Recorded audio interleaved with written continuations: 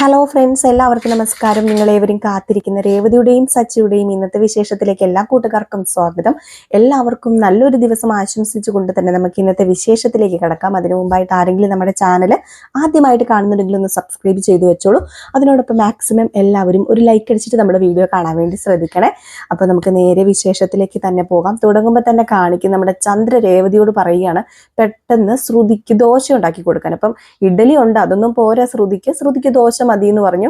അപ്പോഴത്തേക്ക് നമ്മുടെ രേവതി പറഞ്ഞു, അത് പിന്നെ വേറെ കാര്യങ്ങളൊക്കെ ചെയ്യാനുണ്ടമ്മേ, ഇപ്പം ദോശ ഉണ്ടാക്കുന്ന സമയം ഉണ്ടെങ്കിൽ എനിക്ക് വേറെ എന്തെങ്കിലും പണി ചെയ്യത്തില്ലേ എന്ന് പറഞ്ഞപ്പം വേണ്ട, ദോശ ഉണ്ടാക്കിയേ പറ്റൂ എന്ന് പറഞ്ഞു. ഏതായാലും ഇത് കേട്ടുകൊണ്ടാണ് നമ്മുടെ സച്ചി മുകളിൽ നിന്നത്. ഏതായാലും സച്ചി അങ്ങോട്ട് പതുക്കെ ഇറങ്ങി വരിക. അപ്പോഴത്തേക്കും നമ്മുടെ രേവതിയെ നിർബന്ധിച്ചുകൊണ്ടിരിക്കുകയാണ് ദോശ ഉണ്ടാക്കാൻ വേണ്ടി.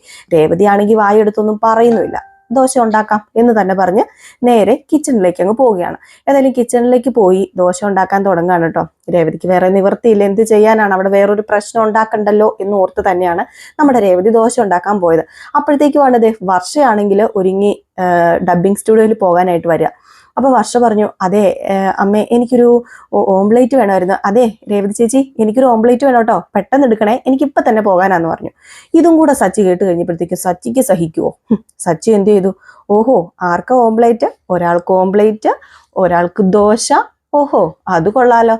ഏതായാലും രേവതിക്ക് 2 കൈ മാത്രമേ ഉള്ളൂ, ഞാൻ ഓംലേറ്റ് ഉണ്ടാക്കി തന്നാൽ മതിയോ? ഏതായാലും ഞാൻ ഓംലേറ്റ് ഉണ്ടാക്കാമേ എന്ന് പറഞ്ഞ് നേരെ കിച്ചണിലേക്ക് ചെല്ലുക. അപ്പൊ നമ്മുടെ രേവതി അവിടെ നിപ്പുണ്ടേ. അപ്പൊ നേരെ കിച്ചണിലേക്ക് ചെന്ന ഉടനെ തന്നെ നമ്മുടെ രേവതി അവിടെ നിപ്പുണ്ട്. ചോദിക്കുകയും പറയുകയൊന്നും ചെയ്യാതെ ഒരു മുട്ട എടുക്കാൻ വേണ്ടി ഇങ്ങനെ തുടങ്ങാം. അപ്പോഴത്തേക്കും അവിടെ നിന്ന് വിളിച്ചു പറയുന്നുണ്ട്, അതേ ശ്രുതിമോൾക്കും കൂടി ഒരു ഓംപ്ലേറ്റ് ഉണ്ടാക്കിക്കോ, ദോശ ഓംപ്ലേറ്റും നല്ലതാ മോളെ കഴിച്ചാല്, അതുകൊണ്ട് ദേ ശ്രുതിമോൾക്കും കൂടെ വേണം കേട്ടോ എന്ന് പറഞ്ഞു. അപ്പൊ സച്ചി പറഞ്ഞു, ആയിക്കോട്ടെ, 2 പോരെ, 2 എടുത്താൽ പോരേന്ന് ചോദിച്ചു. അങ്ങനെ മുട്ട എടുത്തുകൊണ്ട് നേരെ ഹോളിലേക്ക് വരുക. അപ്പൊ രേവതി ചോദിച്ചു, അല്ല സച്ചിയേട്ടൻ ഇത് മുട്ട എടുത്തോണ്ട് എങ്ങോട്ടായി പോകുന്നത്? അപ്പോഴത്തേക്ക് സച്ചി നീ മിണ്ടാതിരിക്കാൻ പറഞ്ഞു. അങ്ങനെ നേരെ ഹോളിലേക്ക് ചെന്നതും 2 മുട്ട എടുത്ത് പിടിച്ചിങ്ങനെ നിൽക്കുക നമ്മുടെ സച്ചി. എന്നിട്ട് ചോദിച്ചു, അല്ല ഈ 2 പോരെ? ആ 2 ഇട്ടാ മതിയിടാ, 2 പൊട്ടിച്ച് ഉണ്ടാക്കിയാൽ മതി എന്ന് പറയുമ്പോഴത്തേക്കും 2 പൊട്ടിച്ചാൽ മതിയില്ലേ എന്ന് പറഞ്ഞുകൊണ്ട് സച്ചി എന്ത് ചെയ്തു, ഒരു മുട്ട എടുത്ത് നിലത്തിട്ടു. അപ്പോഴത്തേക്കും അത് പൊട്ടിയില്ലോ. അപ്പൊ സച്ചി പറഞ്ഞു, ഇപ്പൊ മുട്ട പൊട്ടിയില്ലോ, ഇതുപോലെ അല്ല 2 പൊട്ടിക്കണമെന്നാണല്ലോ അല്ലേ പറഞ്ഞത്, എന്നാ പിന്നെ ഇതും കൂടെ പൊട്ടിക്കാന്ന് പറഞ്ഞിട്ട് അടുത്തതും എടുത്ത് ആ ഹോളിലിട്ട് ആ ഡൈനിങ് ടേബിളിന്റെ അവിടെ ഇട്ട് അങ്ങ് പൊട്ടിച്ചു. പെട്ടെന്ന് വർഷം എടുത്തിട്ട്, ഇതെന്താ നിങ്ങൾ ഈ കാണിക്കുന്നത്, മുട്ട എടുത്ത് പൊട്ടിച്ചു കളയുന്നോ, അല്ല ഇയാൾക്ക് എന്താ ഭ്രാന്തുണ്ടോ എന്ന് ചോദിച്ചപ്പോഴത്തേക്കും സച്ചി പറഞ്ഞു, അതെ എനിക്ക് ഭ്രാന്തുണ്ട്. അതെ എന്താ വിചാരിച്ചത്, ഇത് ഹോട്ടലാണെന്ന് വിചാരിച്ചോ? ഒരാൾക്ക് ഇഡലി, ഒരാൾക്ക് ദോശ, ഒരാൾക്ക് മുട്ട. ഇതെന്താ രേവതിക്ക് 2 കൈയേ ഉള്ളൂ, അവൾ എല്ലാ പണിയും ചെയ്ത് നിങ്ങൾ എല്ലാ കാര്യങ്ങളും ചെയ്യണമെന്ന് പറഞ്ഞാലേ അത് നടക്കുന്ന കാര്യമല്ലെന്ന് പറയുമ്പോൾ ചന്ദ്ര പറഞ്ഞു, അതെന്താടാ നടക്കാത്തത്, ഇവര് 2 പേരും പുറത്തു പോയി അധ്വാനിച്ച് സമ്പാദിക്കുന്നവരാ, ഇവള് വീട്ടിൽ ചുമ്മാ ഇരിക്കുന്നല്ലേ, അപ്പൊ ഇവക്ക് എന്തുകൊണ്ട് ഇതൊക്കെ ഉണ്ടാക്കിക്കൂടാ?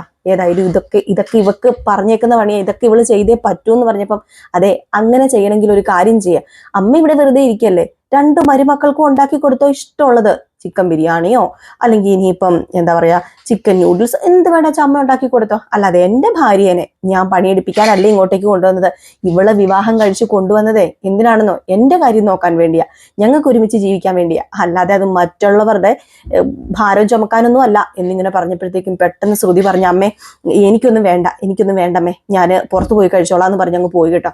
അപ്പം നമ്മുടെ വർഷയും പറഞ്ഞു, രേവതി ചേച്ചി ഉണ്ടാക്കുന്ന ഭക്ഷണം എനിക്ക് ഒരുപാട് ഇഷ്ടമാണ്, അതുകൊണ്ടാണ് ഞാൻ രേവതി ചേച്ചിയോട് പറഞ്ഞത് എനിക്ക് കുറച്ച് ഭക്ഷണം ഉണ്ടാക്കി തരുമെന്ന് ഞാൻ ചോദിച്ചത്. ഇതിപ്പം ഇങ്ങനെയാവുമെന്ന് ഞാൻ ഒരിക്കലും വിചാരിച്ചില്ല, ഏതായാലും എനിക്കും ഒന്നും വേണ്ട എന്ന് പറഞ്ഞു വർഷയും അങ്ങ് ഇറങ്ങിപ്പോയപ്പം നമ്മുടെ ചന്ദ്ര കണ്ടില്ലേ 2 പേരും ഒന്നും കഴിക്കാതെ ഇറങ്ങിപ്പോയി. നിനക്കിപ്പോ സമാധാനമായില്ലേ? നിന്റെ ഉദ്ദേശം ഇവിടെ വേറെ ആരും താമസിക്കരുത്, വേറെ ആരും കഴിക്കരുതെന്നാ, അതുകൊണ്ടല്ലേടാ സച്ചി നീ ഇതൊക്കെ പറഞ്ഞു ഉണ്ടാക്കുന്നത്. ചിലപ്പോ ഇവള് യേശുവിന് പറഞ്ഞു തന്നതായിരിക്കും. എടി നീ രാത്രി കിടക്കുമ്പോ ഇവന് തലയണമന്ത്രം ഓതി കൊടുത്തിട്ടല്ലേടി ഇവനിപ്പോ ഇങ്ങനെ ഓരോന്ന് ചെയ്യുന്നത്.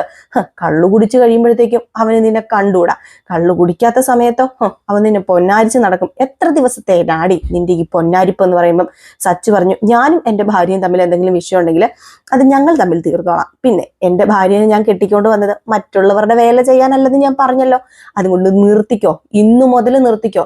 ഇനി ആരെങ്കിലും ഇങ്ങനെ എന്റെ ഭാര്യനെ വേല ചെയ്യിപ്പിച്ചു കഴിഞ്ഞാല് ബാക്കി എന്താ ഉണ്ടാകാൻ പോകുന്നതെന്നേ ഞാൻ പറയാം എന്നിങ്ങനെ പറഞ്ഞിട്ട് ദേഷ്യം വന്നിട്ട് സച്ചി അങ്ങ് ഇറങ്ങിപ്പോയി. പിന്നെ നമ്മുടെ രേവതി അവിടെ ഉള്ളത്. പിന്നെ രേവതിക്ക് സമാധാനം കിട്ടുവോ? അത്രയ്ക്കായോടി, നീ കൊള്ളാലോ, നീ എന്താ വിചാരിച്ചത്, നിനക്ക് ഇവിടെ ഭരിക്കാന്ന് വിചാരിച്ചോ? നീ എന്റെ വീട്ടിലെ സർവ്വ സർവ്വ അധികാരവും നിനക്ക് പിടിച്ചു പറ്റാനാണോ നീ വിചാരിച്ചെങ്കിൽ അതൊന്നും നടക്കാൻ പോകുന്നില്ല രേവതി, അതൊന്നും ഒരിക്കലും നടക്കാൻ പോകുന്നില്ല. നിന്റെ ഭർത്താവിനെ ഇളക്കി വിട്ടതിന് നിനക്ക് ഞാൻ വെച്ചിട്ടുണ്ടടി, ഇതിനപ്പുറം പണി ഞാൻ നിനക്ക് തരൂടി എന്നും പറഞ്ഞുകൊണ്ട് ചന്ദ്ര അങ്ങ് തുടങ്ങി. എന്ത് ചെയ്യാൻ, രേവതി നേരെ കിച്ചണിലേക്ക് പോയിട്ട്, എൻ്റെ ഈശ്വര, എൻ്റെ കെട്ടിയോൻ പറഞ്ഞാലും ഇപ്പൊ എനിക്കിട്ടാണല്ലോ പ്രശ്നം, അങ്ങേർക്കങ്ങ് പറഞ്ഞിട്ട് പോയാൽ മതി, ഇപ്പൊ ഞാനാണല്ലോ ഇത് അനുഭവിക്കേണ്ടി വരുന്നത് എന്ന് പറഞ്ഞ് രേവതി ഇങ്ങനെ നിൽക്കുകയാണ് കേട്ടോ. അങ്ങനെ പിന്നെ കാണിക്കുന്ന സീൻ എന്ന് പറഞ്ഞാല് നമ്മുടെ ചന്ദ്ര പറയാണ് കുറെ ഐറ്റംസ് ഒക്കെ കൊടുത്തിട്ട് ഇതെല്ലാം നീ ഇപ്പൊ പോയി തന്നെ മേടിച്ചോണ്ട് വരണം, ശ്രുതിയും വർഷയും വരുമ്പോഴത്തേക്കും ഇതിന് പകരമായിട്ട് നീ ഇവിടെ ഞാൻ പറയുന്ന സാധനങ്ങളെല്ലാം, അവർക്ക് ഇഷ്ടപ്പെട്ട സാധനങ്ങളെല്ലാം ഉണ്ടാക്കി വെച്ചിരിക്കണം, പോയിട്ട് വാടിയെന്ന് പറഞ്ഞ് ഒരു വിക്ഷോപ്പറും കൊടുത്ത് നമ്മുടെ രേവതിനെ അങ്ങ് പറഞ്ഞു വിടുകയാണ്. ഏതായാലും രേവതിക്ക് വേറെ നിവൃത്തിയില്ലാതെ രേവതി നേരെ പോവുകയാണ് ചന്തയിലേക്ക്, അതായത് മാർക്കറ്റിലേക്ക് അങ്ങാണ്ടാണ് പോകുന്നത്. അങ്ങനെ മാർക്കറ്റിലേക്ക് പോകുന്ന വഴിക്ക് വെച്ചാണ് നമ്മുടെ രേവതിയുടെ അമ്മേനെ കാണുന്നത്, ലക്ഷ്മിനെ കാണുന്നത്. ലക്ഷ്മി നമ്മുടെ രേവതിനെ കണ്ട ഉടനെ തന്നെ, മോളെ എന്താ മോള് ഈ സമയത്ത് ഇവിടെ, എന്താ സാധനമൊക്കെ മേടിക്കാൻ വന്നാണോ എന്ന് ചോദിച്ചപ്പം, അതേ അമ്മേ ഞാൻ സാധനമൊക്കെ മേടിക്കാൻ വന്നാന്ന് പറയുമ്പം, അല്ല മോളുടെ കഴുത്തിൽ കിടന്ന മാല കാണുന്നില്ലല്ലോ, അയ്യോ മാല എവിടെ പോയി, എന്തു പറ്റി, എന്തെങ്കിലും പ്രശ്നം ഉണ്ടായിട്ട് സച്ചു കൊണ്ട് പണയം വെച്ചോ, എന്തെങ്കിലും പ്രശ്നം ഉണ്ടോ എന്നോട് പറയുകയാണെങ്കിൽ ഞാൻ പൈസ തരത്തില്ലായിരുന്നോ, പണയം വെച്ചതൊന്നും അല്ല മേത്, പിന്നെ എന്താ പറ്റിയത്, എന്താ പിന്നെ നീ താലിമാല ഊരിയിട്ടിരിക്കുന്നത്, അല്ല നിന്റെ കയ്യേലും കഴുത്തേലും കാതേലും കയ്യേലും ഉണ്ടല്ലോ, കമ്മലും വളയൊക്കെ ഉണ്ടല്ലോ, പിന്നെ നിനക്ക് ഇതെന്താ താലിമാല എന്തിയാ നിന്റെ എന്നിങ്ങനെ ചോദിച്ചപ്പോ രേവതി പറഞ്ഞു, അത് പിന്നെ അമ്മേ, അതിപ്പം ഞാന് എന്താ മോളെ അവിടെ വേറെ എന്തെങ്കിലും പ്രശ്നം ഉണ്ടായോ, അത് പിന്നെ പ്രശ്നം ഉണ്ടായോ എന്ന് ചോദിച്ചാല് അത് പിന്നെ മോളെ മോക്ക് എന്തൊക്കെയോ പറയാനുണ്ടെന്ന് എനിക്കറിയാം, മോൾ അതുകൊണ്ട് വീട്ടിലേക്ക് വാ. ഇല്ലമ്മേ ഞാൻ പോവാ, ഞാനേ വീട്ടിലേക്ക് പോവാ, കുറെ സാധനങ്ങളൊക്കെ മേടിക്കാൻ പറഞ്ഞു വിട്ടിട്ടുണ്ട്, അതൊക്കെ മേടിച്ചുകൊണ്ട് ചെന്ന് ഉണ്ടാക്കണം, അതുകൊണ്ട് സമയമില്ല, ഞാൻ പോവാ എന്ന് പറയപ്പം, വേണ്ട നീ ഇപ്പൊ വീട്ടിൽ വന്നിട്ട് പോയാൽ മതി, നീ കുറച്ച് നേരം കൂടെ അല്ലേ ഉള്ളൂ, കുറച്ച് സമയം ഇവിടെ വന്ന് എൻ്റെ അടുത്ത് ഇരുന്ന് ഓർത്തോണ്ട് എന്താ പ്രശ്നം ഇരിക്കുന്നത്, അത് ഇവിടുന്ന് കുറച്ച് ദൂരം നടന്നാൽ മതിയില്ലേ, അതുകൊണ്ട് നീ വന്നേ പറ്റൂ എന്ന് പറഞ്ഞ് രേവതിനെ കൂട്ടിക്കൊണ്ട് വീട്ടിലേക്ക് പോവുകയാണ് കേട്ടോ. അങ്ങനെ വീട്ടിൽ ചെന്ന് കഴിയുമ്പോഴത്തേക്ക് രേവതിനെ അവിടെ ഇരുത്തിയിട്ട് അവിടെ നമ്മുടെ ശരത്തും ദേവും ലക്ഷ്മിയൊക്കെ കൂടി ചോദിക്കുകയാണ്, എന്താ നിനക്ക് പറ്റിയത്, നീ സത്യം പറയാന്ന് പറഞ്ഞപ്പോഴത്തേക്കും അവിടെ നടന്ന സംഭവങ്ങളൊക്കെ പറയുകയാണ്, ഇതൊക്കെയാണ് സംഭവിച്ചത്, വർഷയുടെ അമ്മ വന്നിരുന്നു, വർഷയുടെ അമ്മ വന്നിട്ട് വിവാഹത്തെക്കുറിച്ചൊക്കെ ചോദിച്ചപ്പോഴത്തേക്കും അമ്മ ഇങ്ങനെ പറഞ്ഞു എന്ന് പറഞ്ഞപ്പം, നീ എന്തിനാ മോളെ ചുമ്മാ പ്രശ്നം ഉണ്ടാക്കി മാലയൊക്കെ ഊരി കൊടുക്കാൻ പോയത്, പിന്നെ എൻ്റെ അച്ഛനെ കുറിച്ച് പറയുമ്പോൾ ഞാൻ നോക്കിക്കൊണ്ട് നിൽക്കണം എന്നാണ് അമ്മ പറയുന്നത്. എൻ്റെ അച്ഛനെ കുറിച്ച് പറയുമ്പോൾ ഞാൻ നോക്കിക്കൊണ്ട് നിൽക്കണോ, എനിക്ക് പറ്റില്ല, വേറെ ആരെ പറഞ്ഞാലും ഞാൻ സഹിക്കും, എൻ്റെ അച്ഛനെ പറഞ്ഞാൽ മാത്രം ഞാൻ സഹിക്കില്ല, അതെനിക്ക് കേട്ടോണ്ട് നിൽക്കാൻ പറ്റില്ല, ആ അപമാനം സഹിച്ചുകൊണ്ട് ഞാൻ ഈ താലിമാല കഴുത്തിലിടുന്നത് എന്തിനാന്ന് പറഞ്ഞപ്പം, മോളെ വേണ്ട മോളെ, ഒരു കാര്യം ചെയ്യും, ഞാൻ ചിട്ട് പിടിച്ചിട്ട് പൈസ മോക്ക് തരാം, ഞാൻ ഒരു ചിട്ടി കൂടിയിട്ടുണ്ട്, അത് പിടിച്ചിട്ട് പൈസ തരാം. അതിന്റെ കാര്യമൊന്നുമില്ലമ്മേ, ഞാൻ സച്ചേട്ടനോട് പറഞ്ഞിട്ടുണ്ട്, ഇതെന്റെ ശബദമാ, എനിക്കെന്ന് സച്ചേട്ടൻ താലിമാല മേടിച്ചു തരുന്നു അന്ന് മാത്രമേ ഈ താലി ഞാൻ ആ ഒരു ചെയിനിൽ എടുത്തുള്ളൂ, ഇല്ലാതെ എനിക്ക് ചെയിൻ വേണ്ട എന്ന് പറഞ്ഞപ്പോൾ പെട്ടെന്ന് ശരത്തും പറഞ്ഞു, എങ്കിൽ പിന്നെ ചേച്ചി ഞാൻ കുറച്ച് പൈസ തരാന്ന് പറഞ്ഞപ്പം പെട്ടെന്ന് ദേവ് ചോദിച്ചു, അല്ല നിനക്ക് എവിടെന്നാ പൈസ, അല്ല ഞാൻ എവിടെന്നെങ്കിലും മറിച്ച് തരാമെന്ന് ഉദ്ദേശിച്ചെന്ന് പറഞ്ഞു. നമ്മുടെ ശരത്തിന് കുറച്ച് ലൊടുക്ക് വിദ്യകളൊക്കെ ഉണ്ടല്ലോ, അതായത് കുറച്ച് മാഫിയൊക്കെ ആയിട്ട് കൂട്ടൊക്കെ ആണല്ലോ, കുറച്ച് കള്ളത്തരങ്ങളൊക്കെ ഉണ്ട്, അത് വീട്ടിൽ അറിയാതിരിക്കാൻ വേണ്ടി പിന്നെ അതങ്ങ് തപ്പി തടഞ്ഞങ്ങും വിട്ടു. ഏതായാലും ഇത് കഴിഞ്ഞപ്പോഴത്തേക്ക് രേവതി പറഞ്ഞു, സമയം പോയി അമ്മേ, ഞാനിനി വീട്ടിൽ പോവാന്ന് പറഞ്ഞപ്പോഴത്തേക്കും ദേവ് പറഞ്ഞു, ഒരു കാര്യം ചെയ്യാം, ഞാൻ ആ തള്ളേനെ വിളിച്ച് 2 പറയാം, എൻ്റെ ചേച്ചീനെ അവിടെ ഇട്ട് എന്തിനാ കഷ്ടപ്പെടുത്തുന്നതെന്ന് എനിക്ക് അറിയണമല്ലോ, തള്ളേനെ വിളിച്ച് ഞാൻ 2 ഞാൻ പറഞ്ഞിട്ടേ ഉള്ളൂ എന്നൊക്കെ പറഞ്ഞുകൊണ്ട് നമ്മുടെ ദേവു ഇങ്ങനെ ഇരുന്നപ്പോഴത്തേക്ക് ലക്ഷ്മി പറഞ്ഞു, വേണ്ട മോളെ അങ്ങനെയൊന്നും വേണ്ട, ഏതായാലും ഇനിയിപ്പോൾ പോട്ടെ, മോളങ്ങ് സഹിക്ക്, അല്ലാതെ എന്ത് ചെയ്യാനാ, സച്ചിനെ കൊണ്ട് എന്തെങ്കിലും പ്രശ്നമുണ്ടോ, സച്ചി നിന്നെ സ്നേഹിക്കുന്നുണ്ടല്ലോ, അതുപോലെ നിനക്കെന്ന് ചോദിച്ചപ്പം വേണ്ടുവോളം എന്നെ സ്നേഹിക്കുന്നുണ്ടമ്മേ, സച്ചിയേട്ടന് ഉള്ളത് കൊണ്ടാണ് സത്യം പറഞ്ഞ ആ വീട്ടിൽ ഞാൻ പിടിച്ചു നിൽക്കുന്നത്, അദ്ദേഹം എന്നെ ഒത്തിരി സപ്പോർട്ട് ചെയ്ത് സംസാരിക്കുന്നുണ്ട്, അതുകൊണ്ട് പിന്നെ കുഴപ്പമില്ല, പിന്നെ അമ്മയോട് എനിക്കൊരു കാര്യം പറയാനുള്ളത്, ഇവളെ വെറും കഴുത്തോടു കൂടി പറഞ്ഞു വിടരുത്, ഇവക്ക് അത്യാവശ്യം എല്ലാ സ്വർണ്ണങ്ങളും ഉണ്ടാക്കിയിട്ട് വേണം പറഞ്ഞു വിടാൻ, ഇല്ലെങ്കിൽ ഞാൻ അനുഭവിച്ചത് ഇവളും അനുഭവിക്കേണ്ടി വരും, ഒരിക്കലും അച്ഛൻ്റെ പേര് ചീത്തയാക്കാൻ പാടില്ല, അച്ഛനെ കുറിച്ച് പറയുന്നത് നമ്മൾ കേട്ട് കഴിഞ്ഞാൽ നമുക്ക് പിന്നെ ഒന്നും ചെയ്യാൻ പറ്റില്ല ദേവു, അതുകൊണ്ട് നീ ഒരു കാര്യം ചെയ്യണം, നീ പഠിച്ച് സമ്പാദിച്ച് ജോലിയൊക്കെ മേടിച്ചിട്ട് വേണം വിവാഹം കഴിക്കാനെന്ന് പറഞ്ഞപ്പം, അതത്രേ ഉള്ളൂ ചേച്ചി, പിന്നെ എനിക്ക് വേണ്ടി ആരും ഉണ്ടാക്കുമൊന്നും വേണ്ട, ഞാൻ പഠിക്കുന്നുണ്ടല്ലോ, ഏതായാലും എനിക്കിപ്പോൾ എടുത്ത് ചാടി വിവാഹമൊന്നും കഴിക്കാൻ പറ്റില്ല, ഞാൻ പതിയെ വിവാഹം കഴിച്ചോളാം, ഏതായാലും സമയമുണ്ടല്ലോ, എനിക്ക് ജോലിയൊക്കെ കിട്ടി, ഞാൻ സ്വന്തം കാലിൽ എന്ന് നിൽക്കുന്നു അന്നേ ഞാൻ വിവാഹം കഴിക്കത്തുള്ളൂ എന്നൊക്കെ ഇങ്ങനെ പറയുക. ഏതായാലും നമ്മുടെ രേവതി നേരെ അവിടെ നിന്ന് പോവുകയാണ് കേട്ടോ, അച്ഛനോടല്ല സോറി, ലക്ഷ്മിയോടും ദേവുവിനോടും ശരത്തിനോടൊക്കെ സങ്കടമൊക്കെ പറഞ്ഞ് സങ്കടമൊക്കെ ഇറക്കി വെച്ചിട്ടാണ് നേരെ പോകുന്നത്. അങ്ങനെ ചെന്ന ഉടനെ തന്നെ നമ്മുടെ ചന്ദ്ര അവിടെ കാത്തിരിക്കുകയാണ്. കാലൊക്കെ വെച്ചിട്ട് കെട്ടി, നീ അവിടെ പോയതായിരുന്നു, കുറെ നേരം ആയിലോടി നീ ഇവിടെ നിറങ്ങിയിട്ട്, നീ ഊരു ചുറ്റാൻ പോയതായിരുന്നോ, ഒരു പച്ചക്കറിയും സാധനങ്ങളും മേടിക്കാൻ പോകാൻ ഇതിന് മാത്രം സമയം വേണമെന്നും പറഞ്ഞുകൊണ്ട് അങ്ങോട്ട് തുടങ്ങി കേട്ടോ. ഇത് കേട്ട് കഴിഞ്ഞപ്പോഴത്തേക്ക് രേവതി പറഞ്ഞു, അതിനമ്മേ ഞാൻ ഊരു ചുറ്റാൻ പോയതൊന്നുമല്ല, ഞാൻ സാധനം മേടിക്കാൻ തന്നെയാണ് പോയത്. ഈ ചിക്കനും മീനും അതുപോലെ തന്നെ പച്ചക്കറി എല്ലാം കൂടി ഒരു കടയിൽ നിന്നല്ലല്ലോ കിട്ടുന്നത്, അത് പല കടയിൽ നിന്നല്ലേ കിട്ടുന്നത്. അപ്പൊ എനിക്ക് പല സ്ഥലത്ത് പോയി മേടിക്കേണ്ടി വരുന്നു പറഞ്ഞപ്പോ തറുതല പറയാൻ നീ മിടിക്കുകയാണല്ലോ, എന്തിനും ഏതിനും നീ ന്യായം കണ്ടെത്തും. അല്ല, ഇനിയിപ്പം നീ കിട്ടിയ സമയം കൊണ്ട് നിന്റെ അമ്മയുടെ അടുത്ത് പോയിട്ട് പൂ കെട്ടിക്കൊടുത്ത് കാണും, അവിടെ സഹായം ചെയ്യാൻ പോയി കാണും, അതല്ലേ നിനക്ക് പറ്റത്തുള്ളൂ. ദേ, ഞാനൊരു കാര്യം പറഞ്ഞേക്കാം, ഈ വീട്ടിൽ നിന്നിട്ടുണ്ടെങ്കിൽ ഞാൻ പറയുന്നത് പോലെ നിൽക്കണം, ഇല്ലെങ്കിൽ നീ ഒരു കാര്യം ചെയ്യുക, വേറെ വല്ലയിടത്തും പോയി താമസിക്കുക, അല്ലാതെ ഈ വീട്ടിൽ അത് നടക്കത്തില്ല.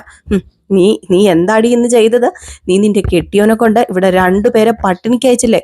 എൻ്റെ 2 മരുമക്കള് ഞാൻ ഇഷ്ടപ്പെട്ട് കൊണ്ടുവന്ന എൻ്റെ ശ്രുതിമോളെയും എൻ്റെ ശ്രീകാന്ത് വിളിച്ചോണ്ട് വന്ന കോടീശ്വരിയായ അവളെയും എന്താ ചെയ്തത്?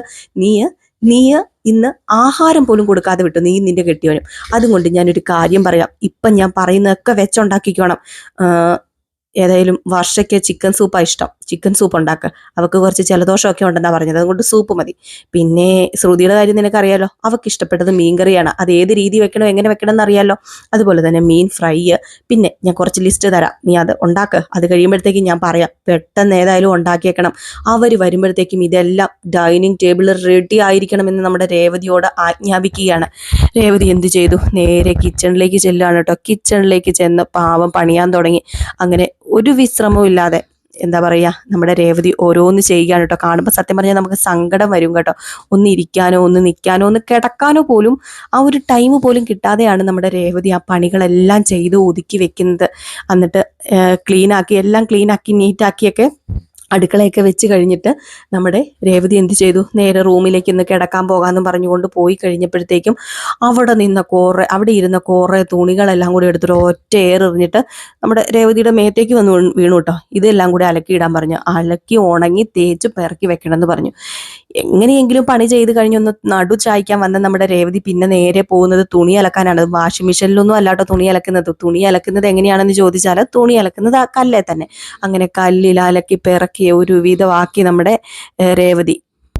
ഏതായാലും ഇത്രയും പണിയെല്ലാം ചെയ്ത് കഴിഞ്ഞപ്പോഴത്തേക്കും തന്നെ പാതിരാത്രിയായി. നമ്മുടെ രേവതിയുടെ കട്ടവും പടവും മടങ്ങിയെന്ന് വേണമെങ്കിൽ പറയാം, കാരണം അത്രയ്ക്ക് മാത്രം ക്ഷീണമായിപ്പോയി നമ്മുടെ രേവതിക്ക്. പിന്നെ ഇതിൻ്റെ ഇടയ്ക്ക് വേറൊരു സീൻ കാണിക്കുന്നുണ്ട്. അത് വേറൊന്നുമല്ല, നമ്മുടെ വർഷേനെയും ശ്രീകാന്തിനെയാണ്. അപ്പം വർഷ ഡബ്ബിംഗ് സ്റ്റുഡിയോയിൽ ഇങ്ങനെ ഇരിക്കുമ്പോഴത്തേക്കും നമ്മുടെ ശ്രീകാന്ത് എന്താ ചെയ്യുന്നത്? ഡബ്ബിംഗ് സ്റ്റുഡിയോയിലേക്ക് വരികയാണ്. അപ്പം ഡബ്ബിംഗ് സ്റ്റുഡിയോയിലേക്ക് വന്നിട്ട് നമ്മുടെ ശ്രീകാന്ത് വർഷേനെ കൂട്ടാൻ വീട്ടിലേക്ക് കൊണ്ടുപോകാനായിട്ട് വരുന്നതാണ്.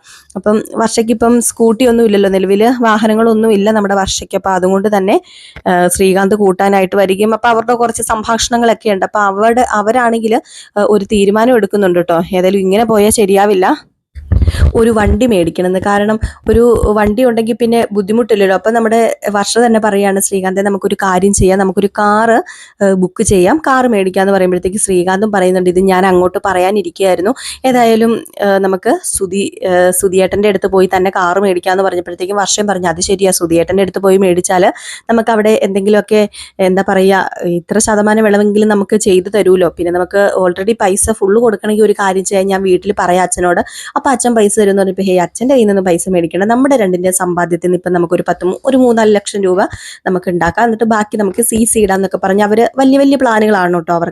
അവർക്ക് പ്ലാൻ ചെയ്യാമല്ലോ, അത്യാവശ്യം ജോലിയും നല്ല സൗകര്യങ്ങളൊക്കെ ഉണ്ട്. പിന്നെ വർഷയ്ക്ക് അങ്ങോട്ടും ഇങ്ങോട്ടും നോക്കേണ്ട കാര്യമില്ല, വീട്ടിൽ അത്യാവശ്യം സാമ്പത്തികവും ഉണ്ട്. അപ്പോൾ അതുകൊണ്ട് തന്നെ നമ്മുടെ വർഷ എല്ലാ കാര്യവും ഓക്കെ ആക്കിയിട്ട് നേരെ ശ്രുതിയുടെ അടുത്തേക്ക് പോകാൻ വേണ്ടി വർഷയും ശ്രീകാന്തും കൂടെ തുടങ്ങുകയാണ്. ഏതായാലും വർഷയും ശ്രീകാന്തും ശ്രുതിയുടെ അടുത്ത് ചെന്നാണ് ഈ ഒരു വണ്ടി മേടിക്കാമെന്ന് തീരുമാനിച്ചിരിക്കുന്നത്. അപ്പോൾ ഇതിനിടയിൽ പിന്നെ കാണിക്കുന്ന സീൻ എന്ന് പറഞ്ഞാൽ നമ്മുടെ സച്ചി വരികയാണ് കേട്ടോ. അപ്പോൾ സച്ചി വന്നു കഴിയുമ്പോൾ രേവതി ഇങ്ങനെ ഓരോ പണികളൊക്കെ ചെയ്തുകൊണ്ടിരിക്കുകയാണ്. അപ്പോൾ സച്ചി പറഞ്ഞു, ഇതെന്താ ഇതുവരെ നിന്റെ പണി തീർന്നില്ല എന്ന് ചോദിക്കുമ്പം അത് പിന്നെ പണി തീരാനായിട്ട് ഇവിടെ പാത്രങ്ങളൊക്കെ കഴുകാനുണ്ടെന്ന് പറഞ്ഞപ്പോൾ ഇതൊക്കെ ആരുടെ പാത്രമാണ്? അതിവിടെ എല്ലാവരും കഴിച്ച പാത്രമൊക്കെ, പിന്നെ ഇവിടെ ഒത്തിരി പണിയൊക്കെ ഉണ്ടായിരുന്നു, ഓരോരുത്തർക്കും ഓരോ ഭക്ഷണമൊക്കെ ഉണ്ടാക്കണമായിരുന്നല്ലോ, അതൊന്നും സാരമില്ല സച്ചിയേട്ടാ, ഞാനിവിടെ എങ്ങനെയൊക്കെ പണി ചെയ്ത് അങ്ങ് രാവിലെ മുതൽ വൈകിട്ട് വരെയൊക്കെ അങ്ങ് നേരം പൊക്കോളാന്ന് പറഞ്ഞപ്പോൾ നീ എന്താ പറയുന്നത്, രാവിലെ മുതൽ വൈകിട്ട് വരെ പണി, എന്നിട്ട് നീ എന്താ ചെയ്തത്? അത് പിന്നെ ഞാൻ ചിക്കൻ സൂപ്പ് ഉണ്ടാക്കി, വർഷയ്ക്ക് ചിക്കൻ സൂപ്പാണ് ഇഷ്ടം. അതുപോലെ തന്നെ ശ്രുതിക്ക് ഇഷ്ടപ്പെട്ട സാധനവും അതുപോലെ സുധിക്കും ശ്രീകാന്തിനും ഒക്കെ ഇഷ്ടപ്പെട്ട സാധനങ്ങളൊക്കെ ഉണ്ടാക്കിയെന്ന് പറഞ്ഞു. അപ്പോൾ ഇതൊക്കെ കേട്ട് കഴിഞ്ഞപ്പോഴത്തേക്ക് ഒത്തിരി സങ്കടം തോന്നുകയാണ് കേട്ടോ നമ്മുടെ സച്ചിക്ക്. അപ്പം ചോദിച്ചു, നീ നിനക്ക് വേണ്ടി എന്തെങ്കിലും ഉണ്ടാക്കിയോ? നീ ഒരു ദിവസം നിനക്ക് വേണ്ടി ജീവിക്കുന്നുണ്ടോ എന്ന് ചോദിച്ചപ്പോൾ, ഞാൻ എനിക്ക് വേണ്ടിയല്ലേ ഈ ജീവിക്കുന്നത്, ഞാൻ എനിക്ക് വേണ്ടി ഉണ്ടാക്കിയതാണല്ലോ ഇതൊക്കെ. അല്ല, ഇതൊക്കെ കഴിയുമ്പം എനിക്കും ഇതിൽ നിന്ന് ഓരോ പങ്ക് കഴിക്കാമല്ലോ എന്ന് പറയുക. അതുകൊണ്ട് എന്താ പറയുക, അതൊക്കെ പറയുന്ന ആ ഒരു ഫീലിങ്സ് എന്നൊക്കെ പറഞ്ഞാൽ നമുക്ക് സഹിക്കാൻ പറ്റാത്തൊരു ഫീലിങ്സ് ആയി പോട്ടെ നമുക്ക്. അപ്പോൾ അതുപോലെയാണ് നമ്മുടെ രേവതി സംസാരിക്കുന്നത്. രേവതിക്ക് സത്യം പറഞ്ഞാൽ സങ്കടം ഉണ്ട് താനും. പക്ഷേ ഇതൊക്കെ താൻ ചെയ്തോളാം, തന്നെ ആരും ഉപദ്രവിക്കേണ്ട, എന്തെങ്കിലും ആഹാരം കഴിക്കാൻ തനിക്ക് തന്നാൽ മതി എന്നുള്ള അർത്ഥത്തിലാണ് നമ്മുടെ രേവതി സംസാരിക്കുന്നത്. നമ്മുടെ സച്ചിക്ക് ഇത് കേട്ട് കഴിയുമ്പോൾ ഭയങ്കര വിഷമാവുകയാണ്. ഏതായാലും സച്ചി പ്രതികരിക്കാതിരിക്കത്തില്ല, പ്രതികരിക്കുക തന്നെ ചെയ്യും. നമ്മുടെ സച്ചി പ്രതികരിക്കുക മാത്രമല്ല, ചന്ദ്രക്കിട്ട് നല്ലത് കൊടുക്കുകയും ചെയ്യും. അപ്പോൾ അതൊക്കെ നല്ലൊരു അടിപൊളി സീനുകളൊക്കെയാണ് കേട്ടോ. അപ്പോൾ അതൊക്കെ വരാനിരിക്കുന്നതേ ഉള്ളൂ. ഏകദേശം ഈ ഒരു ഭാഗമൊക്കെ കാണിച്ചിട്ടാണ് നമ്മുടെ ഇന്നത്തെ വിശേഷം അവസാനിക്കുന്നത്. അപ്പോൾ എല്ലാവരും കാത്തിരിക്കുക. നമ്മൾ ഇന്നലെ പ്രമോ വിശേഷം ഒന്നും ഇട്ടിട്ടില്ലായിരുന്നു, കുറച്ച് തിരക്കും കാര്യങ്ങളൊക്കെ ആയതുകൊണ്ടാണ് കേട്ടോ നമ്മൾ പ്രമോ വിശേഷം ഇടാതിരുന്നത്. അപ്പോൾ ഇനി അങ്ങോട്ടേക്ക് നമ്മൾ പ്രമോ വിശേഷമൊക്കെ എന്നും ഇടുന്നതായിരിക്കും. ഇനിയിപ്പം നമ്മുടെ പുതിയ ചാനലിൽ നമ്മുടെ രേവതിയുടെയും സച്ചിയുടെയും തന്നെ അപ്കമിങ് വിശേഷങ്ങൾ ഇടുന്നുണ്ട്. അപ്പോൾ അത് ഞാൻ ചാനലിൻ്റെ പേര് നിങ്ങളെ അറിയിക്കുന്നതായിരിക്കും. പിന്നെ നയനയുടെയും ആദർശിൻ്റെയും അപ്കമിങ് വിശേഷങ്ങൾ നമ്മൾ റിയൽ സ്റ്റോറി എന്ന് പറയുന്ന ഒരു ചാനലിൽ ഇടുന്നുണ്ട്. അപ്പോൾ കുറച്ച് പേർക്കൊക്കെ അറിയാമെന്ന് തോന്നുന്നു. അറിയത്തില്ലെങ്കിൽ നിങ്ങളൊന്ന് പേരൊന്ന് അടിച്ചു കൊടുത്ത് നോക്കിയാൽ മതി കേട്ടോ. അപ്പോൾ എല്ലാവർക്കും വീണ്ടും നല്ലൊരു ദിവസം ആശംസിച്ചുകൊണ്ട് നിർത്തുകയാണ്. നെക്സ്റ്റ് വീഡിയോ നയനയുടെയും ആദർശിൻ്റെയും ആയിട്ട് വരാം. Tata, bye bye.